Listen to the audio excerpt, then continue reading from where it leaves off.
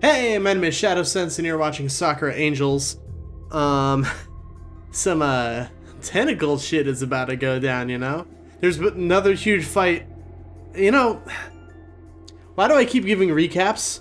Because if you're watching this sequentially, you know what happened last episode, so I'm gonna try to stop doing that.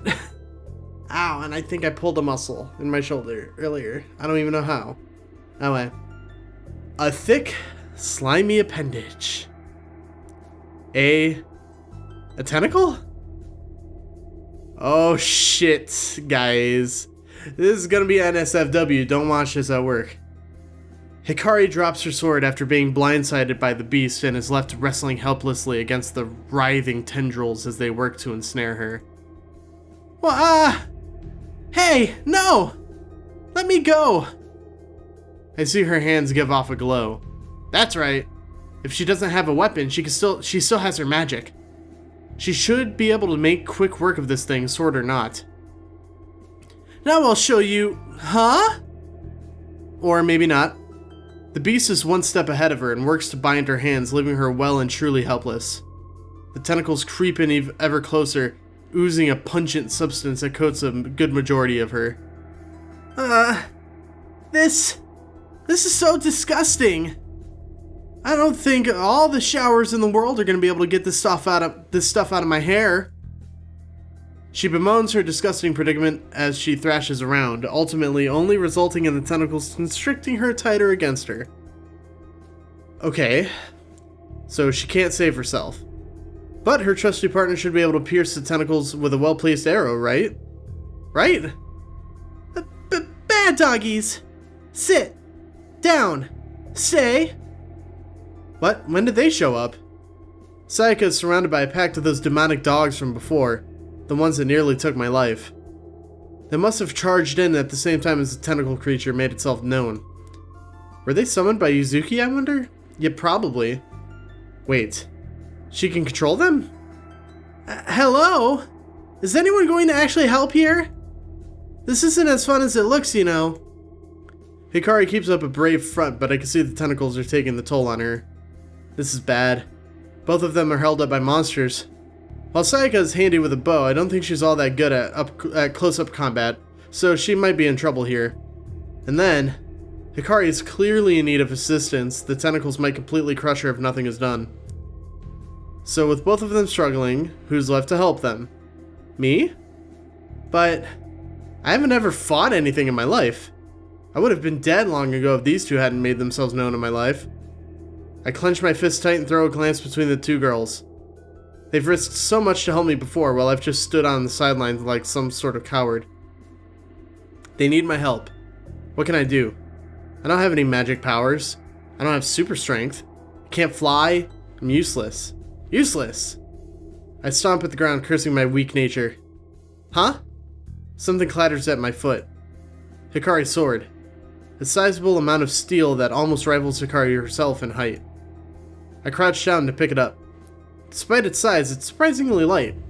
I'm able to take it up with just a single hand. This is crazy. I can't believe I'm even thinking about doing this. I straighten up and tighten my hold on the sword, giving it a test swipe into the air. It slices through without much resistance, gives off a satisfying swish. Yeah! Show them karate moves. It'll be just this easy, right? Wow. Air is one thing. But to even think about using this on something living? Even if they're monsters? I'm just not sure if I can follow through with this. Yeah! Don't touch me! Back! Back! It's crushing me! Someone help! I can hear cries of distress from both sides. Time is running out. I've made up my mind. I can't save them both at once, though. Who needs help more urgently? Hikari for sure. I think it's clear that Hikari is the one in danger here. Those tentacles are pretty much squeezing the life out of her. I'm sure Sayaka has been in tougher situations before, so I feel confident in letting her handle those monsters. Hikari, hang on! I break into a sprint and head for the writhing mass of tentacles that have laid their assault on an unfortunate Hikari. Yes! Stupid thing! If you hadn't caught me off guard, I could've... She continues to kick and wriggle around in its hold, but if anything, I think she's only making the whole situation worse on herself. I come to a screeching halt as I reach the monster's sword in hand. The tentacles seem like they want nothing to do with me, only focused on continuing their attack on Hikari. Funny that. Okay, this should be easy. It's just like cutting away at some weeds. Right? Wriggling, slimy weeds. But weeds, no less. I steel myself as I pull back the sword. I can't hesitate any longer, it might be too late. One clean swing is all I need to end this. So, here I go. Yeah! The sword slices through the tentacles like butter, severing them in two and relinquishing their hold on Hikari. She lands with this sticky and slimy splash, somewhat dazed from the whole experience. Huh. I did it! I actually did something useful! The monster's body slinks into the shadows with a low groan. I guess it can't really do much when the majority of its tentacles are now writhing on the ground. Kenta? Are you okay? Here, let me help you up. I hold my free hand out to her with an exhausted smile. You don't have to. She takes a good moment to debate things in her mind, even attempting to push herself off the ground several times, only to slip right back down into a puddle of... whatever the heck that monster oozed. I get the feeling she isn't used to accepting help from people. Okay, fine. Whatever. She finally grabs a hold of my hand and I hoist her up. Ugh. Her hand is coated in that foul slime. I hope this stuff washes off. Once back on her feet, she takes a good moment to recompose herself. She tries to keep an air of dignity about herself despite being drenched head to toe in that stuff. She surveys the scene, her eyes moving from the wriggling tentacles cast aside to the ground, before finally settling on her sword, still held firmly within my grasp. Her mouth is open in shock, having finally pieced together what happened. Was it you who saved me, Kenta? She's completely taken aback. Is it really that unbelievable that I did something useful for once? Okay, maybe it is. I was just gonna say. Yeah. I hope you don't mind that I had to borrow this. Can't help but feel embarrassed about all this. I was practically like a hero. It's a bizarre feeling. I hold out the sword towards her, still as lightweight as ever. This thing is amazing. Felt like I was swinging a feather back then. She takes it, and after a few attempts of grabbing at air, her eyes still focus intently on me. She truly is shocked here. That's fine, but how were you able to... Ah! Down, boy! Get back! Sayaka's cries of distress cut things short. Whoops. Got so caught up with saving Hikari, I've forgotten about Sayaka completely. She's still dancing about, just barely keeping up with the rabid monsters. Hikari sighs and gives her sword a flourish. Ugh. This'll have to wait until later. She dashes towards her partner with a burst of speed and makes short work of the offending creatures, killing them all with one precise slash. They erupt into smoke, which is whisked away by the night air. Sheesh, Sayaka. What were you doing playing around with these things? I could have been killed if it weren't for Kenta. Huh? Kenta? Finally able to catch her breath, Sayaka gives me a puzzled look as I wander over to them. Kenta... he saved me. Really? How on earth did he manage that? She's in as much a state of disbelief as Sakura was. I don't know. He just picked up my sword and... Your sword? But how did he... I know! Your guess is as good as mine. Let's be thankful he could, though, or tonight might have ended up being our last. I get the feeling I'm missing something really important here. What's so special about me using your sword? I mean, I just picked it up and swung it. No big deal, right? Hikari suddenly lights up and strikes a pose, blade at the ready.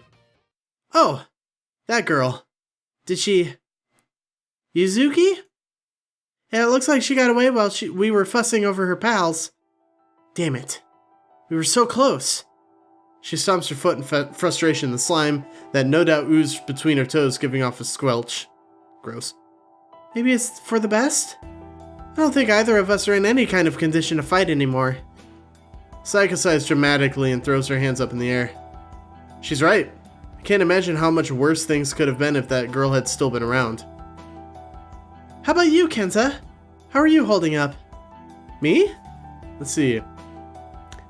Drenched in sweat, my heart is still thumping like crazy from the adrenaline rush. I think I might throw up. And my head feels like it might split open at any moment. I'm okay, actually. Oddly enough, I really do feel fine. Better than fine, in fact. I'm happy I could finally do something, even if it wasn't much, so I'm not as much of a burden for these two. I think it's safe to say that we should call it a night now, huh? Hikari peers into the darkness, still holding her sword firmly. She seems reluctant about giving up the fight so soon. Come on, Hikari. It's over. We won! Sayaka slaps a hand down on Hikari's tense shoulder and she loosens up. Just a little. I refuse to believe she would just give up so easily. It doesn't make any sense. Didn't you see her? She was really beat up. I think we did more damage to her than she's letting on. I'd be surprised if she even shows up tomorrow night. Maybe. Hikari finally gives up, her sword fading with the dim light. She reluctantly joins the pair of us and we begin the journey home once more. And with that, the chaotic night finally comes to an end. I get to live for yet another day. After tonight, I'm more grateful than ever for the existence of my guardian angels. However bizarre they might be at times. We part ways once we reach my house. Though I know they'll just be a shot away if I need them, since they'll no doubt be camped in my garden again. I really don't understand how they don't get caught. I shut the door behind me and I'm greeted with the familiar aroma of home cooking. Safe at last, I think. At least the monsters haven't attacked me here anyway. They seem to only want to get me when I'm isolated from mostly everyone else. Let's hope things stay that way. No one else has to be dragged into this mess. Heck, I still don't even know why I'm in this situation to begin with. I joined my parents at the table, the plates only just being set up. I get the same questioning as before, maybe more so today because of how taxing that encounter had been on my body. I'm lucky enough to not have suffered any real damage, or at least anything noticeable at first glance, so they don't chase up any further on the matter. The usual conversation unfolds and once more it becomes my turn to talk about my day. I can only let out an awkward laugh and say it was the same as any other day. I wonder how they'd react if I told them there were two complete strangers potentially camping in our backyard. The peaceful, relaxing dinner comes to an end. Much like last night, I make myself scarce and drag myself up to my room, wanting nothing more than to collapse onto my bed for a good several days. Mood. Thankfully, it's the weekend tomorrow at least, so there's no worry about having to get up too early. But I get the feeling that with these two girls around, I'm not going to be able to get much of a lie-in. Speaking of the girls, do I even want to check? I heave a reluctant sigh and peek through the curtains. Yep. Tent. Campfire. An overcooked meal catching a light as the pair scramble to put it out. It's about what I expected. I shut the curtains and ignore the fact that the entire garden is in danger from catching fire. I'm far too exhausted to worry about that. I'm sure it'll be fine. Most likely. Crawling into bed, the distressed cries of the two supposed professionals are the last thing I hear before I drift off into the world of dreams. It sounds... The music, when it starts up like that, it's so eerily similar to the Doki Doki Literature Club theme.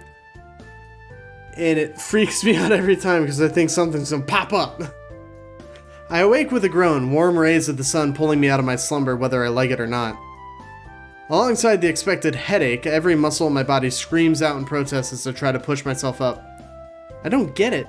I don't even exert myself that much the other day. So why do I feel so weak? It takes a good moment or so of struggling before my body finally complies and I tumble out of bed. I'm left staring at the ceiling in a daze for a second before I boot to life once more. What is wrong with me? Rising on shaky legs, I totter back and forth before I almost crash into the wall in an effort to support myself. Okay, deep breaths. It appears I may have forgotten how to walk properly. No big deal. Let's see if I can remember before I even think of attempting the stairs. This is one foot in front of the other. Left foot, right foot, Slowly but surely, I become steadier with each step I take. Phew. Oh. Phew. Maybe I'm just more tired than I realize? Having remembered the basics of human mobility once more, I head for the bathroom. As I approach the door, I can't help but feel a sense of deja vu about the whole thing. Why is that, I wonder? Oh, is it this time Sayaka's gonna be in the shower? Haha! I get the feeling that there's something important I'm forgetting. Something potentially life-threatening. But I can't recall it all in such a groggy state. Sure, I'll remember after a shower.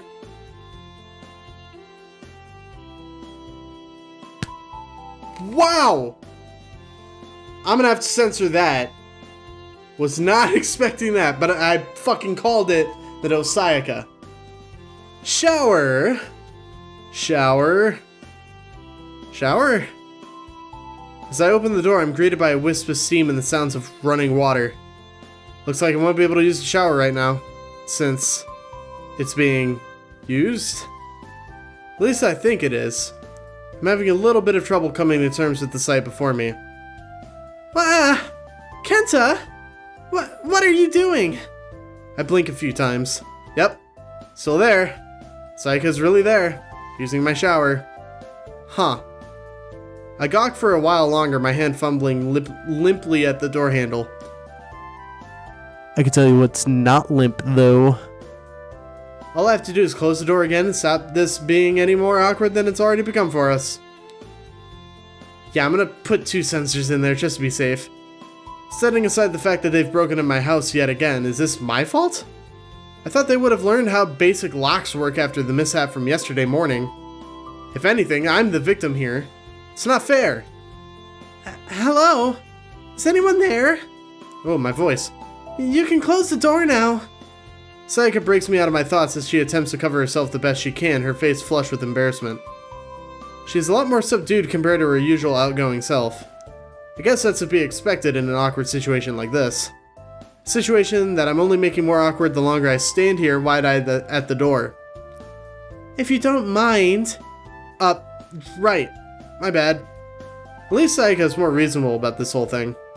I have a feeling that if I walked in on Hikari like this again, the house might not be standing. I avert my gaze, somehow, and pull the door to a close. Locks, people. Locks! They exist for a reason. Sheesh. I'm not sure if I'll ever be able to get that image out of her out of my head now. Her wet hair, the water cascading down her body, the... Shake my head. Bad, Kenta! You're better than this. No, I'm not. Come back! After all the commotion from what I'm hoping won't be a regular thing... He wants that to become a regular thing. I find myself downstairs with both of the girls. Really, guys, is this necessary? There's no school today, remember? But that's exactly why we're here. Sayaka beams with a smile almost as bright as the sun itself.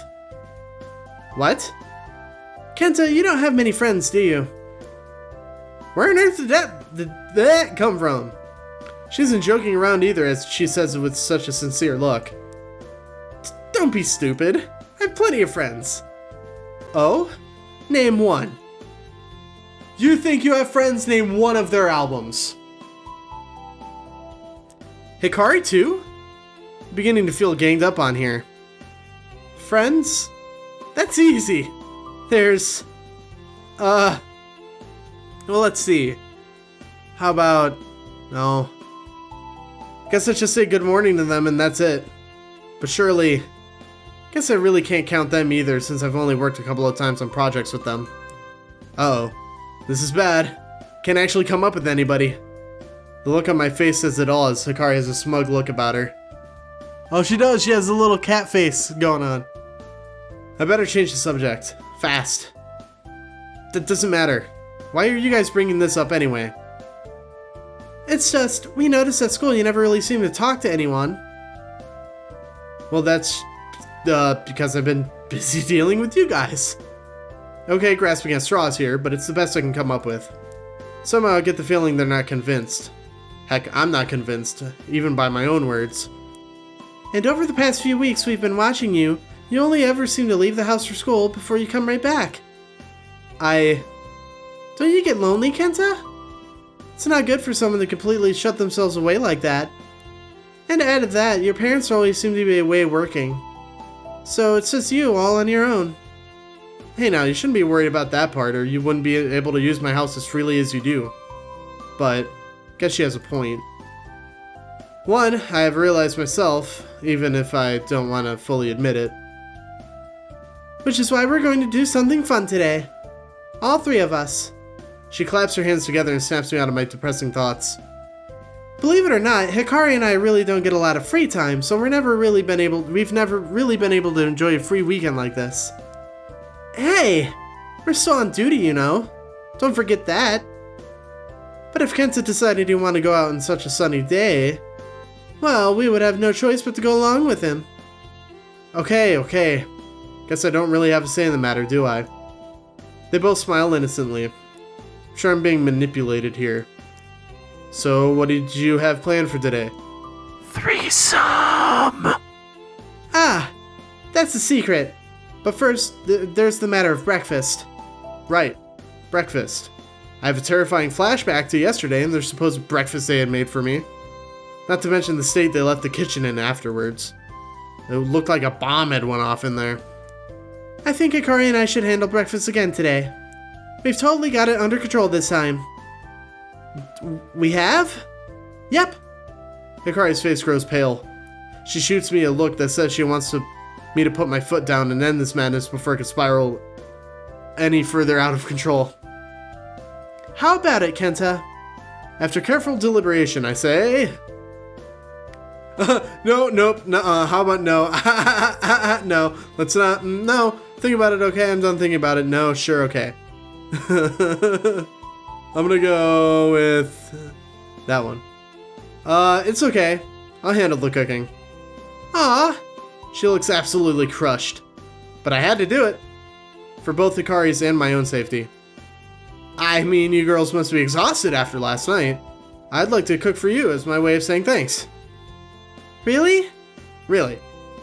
Well, okay. Your loss. Breakfast really would have been better today, too. Somehow I doubt that. I think destruction just comes naturally to both this girl and her partner in crime. You guys just sit right there. And don't touch anything flammable while I go fix us up something, okay? They both comply and take a seat at the table. Hikari seems relieved and mouths a thank you my way as she passes by. The house is safe for another day. Alright, we're going to save it there and do breakfast and other things on the next episode. So, just double saving just to make sure it saves. Thank you guys so very much for watching this video. If you liked it, give it a thumbs up. If you want to see more videos like this one, please consider subscribing. And until then, I'll see you guys next time. Bye-bye.